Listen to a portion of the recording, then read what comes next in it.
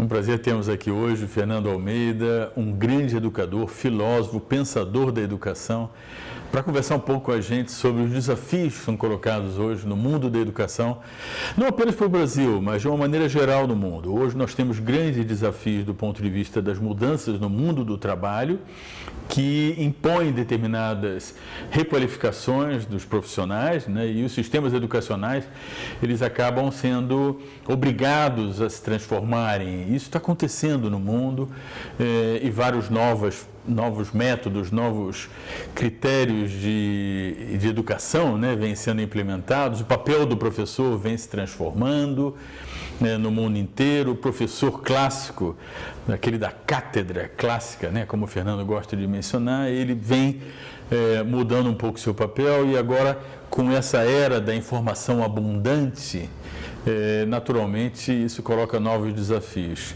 Então, eu queria ter um pouco a sua sensibilidade a respeito desse momento, não necessariamente apenas falando de Brasil, mas pensando de uma maneira geral, o papel do professor nessas grandes transformações, como é que você está vendo o futuro da educação?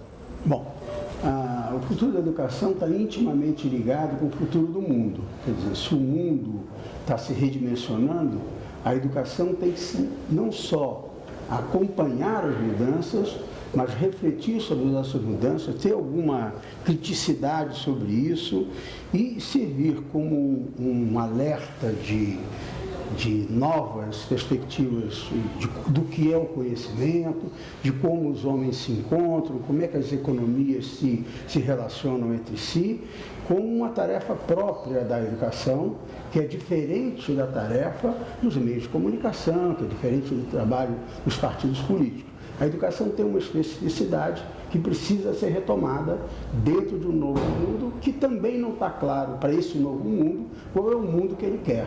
Quer dizer, o mundo dentro dos mundos, eu acho que a educação é mais acessível a isso do que era no passado, precisa se posicionar, se atualizar e ao mesmo tempo atualizar e renovar esse mundo que não está tão redondo assim como a gente imagina. Então o papel da educação, Otávio, não é apenas um papel de uma reprodução, como a gente já conhece bem, daquilo que a sociedade, que a cultura e que a política e que a economia nos demanda, mas ela tem uma função de também dar alertas, de pensar em novas coisas, criar utopias e ser humanizador, pensar na sua tarefa humanizadora. Fernando, e o papel do professor? Quer dizer, muito possivelmente o papel do professor não seja exatamente o mesmo nesse novo mundo onde há uma abundância imensa de informações. Talvez o professor tenha um papel um pouco mais de orientador, de motivador. Como é que você vê isso? O professor, nesse novo mundo de muita informação, ele amplia a sua função antiga. Não é? Quer dizer, a função antiga do professor não era de trabalhar com 2 ou 3 informações, mas analisá-las, orientar a garotada, os jovens, os adultos que estavam estudando, as arapucas, aos conhecimentos, as lógicas, as contradições do pensamento.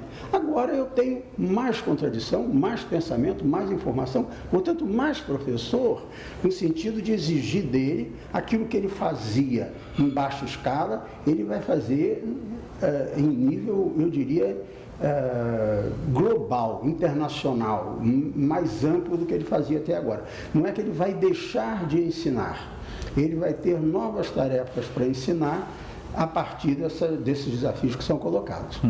Essa ideia de que hoje em dia o aluno pode aprender sozinho, do aprendizado solitário, isso em alguma medida traz sempre a ameaça da desmotivação, né?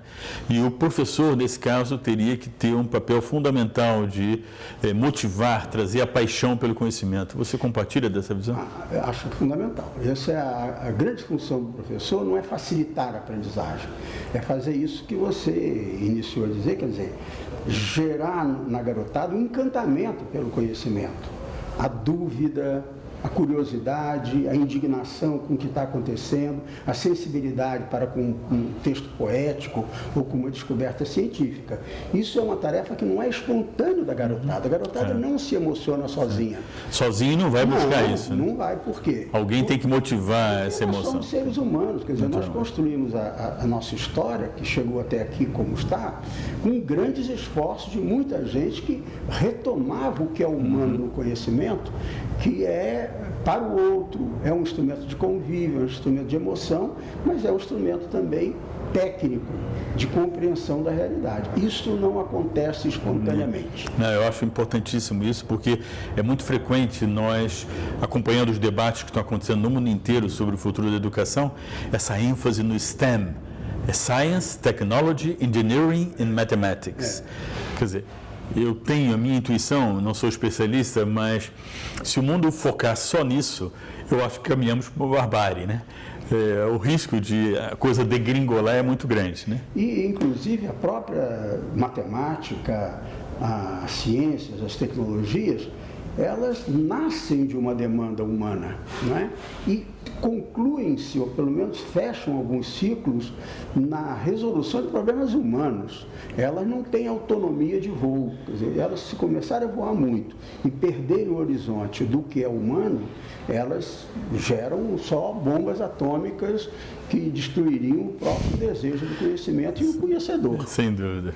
Fernando, muito obrigado pela sua atenção. Só relembrando, Fernando Almeida foi secretário municipal de Educação, Fernando Almeida foi vice-presidente da Fundação Padre Anchieta, Fernando Almeida foi diretor nacional do SESC nessa área de educação, tem uma experiência incrível, foi vice-reitor da PUC e nos deu esse privilégio dessa conversa com República do Amanhã. Muito obrigado, Fernando. Muito obrigado a você.